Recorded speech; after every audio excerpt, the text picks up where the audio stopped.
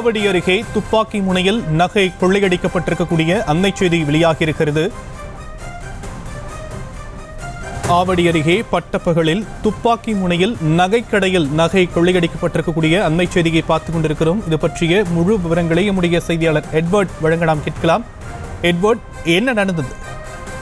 வணக்கம். ஆவடி அடுத்த முத்தாதுப்பேட்டையில் பட்டப்பகலில் ஜுவல்லரியில் நான்கு மர்ம நபர்கள் துப்பாக்கி முனையில் 1.5 கோடி ரூபாய் மதிப்பிலான நகைகளை திருடி சென்ற சம்பவம் இப்போது பெரும் பரபரப்பை ஏற்படுத்தியுள்ளது. ஆவடி அடுத்த முத்தாதுப்பேட்டை பகுதியைச் சேர்ந்தவர் பிரகாஷ்.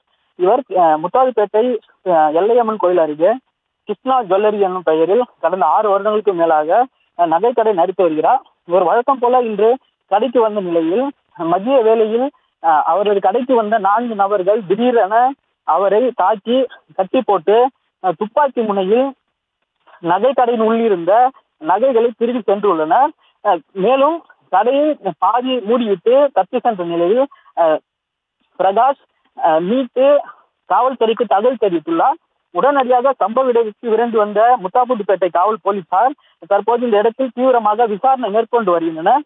பட்டப்பகலில் ஆள் நடமாட்டம் உள்ள முக்கிய சாலையில் அமைந்துள்ள ஜுவல்லரியில் 4 பேர் மர்ம நபர்கள் துப்பாக்கி முனையில் 1.5 கோடி மதிப்புள்ள நகைகளை திருடி சென்ற சம்பவம் இப்பகுதியில் பெரும் பரபரப்பை ஏற்படுத்தியுள்ளது. விரிவான விவரங்களுக்கு நன்றி எட்வர்ட். செய்திகளை உடனுக்குடனும் துல்லியமாகவும் தெரிந்து கொள்ள சப்ஸ்கிரைப் பண்ணுங்க.